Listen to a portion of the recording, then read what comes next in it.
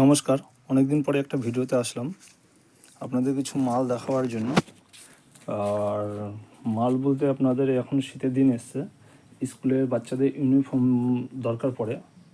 সেই কারণে যদি কোনো স্কুলের ইউনিফর্ম দরকার পড়ে আমাদের কাছে এই টাইপের মালগুলো পেয়ে যাবেন।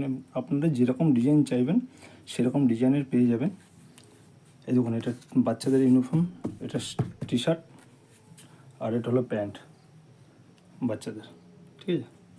এই দেখুন, এছাড়াও আমাদের কাছে পেয়ে যাবেন লেখা বাংলা লেখা টি শার্টগুলো পেয়ে যাবেন।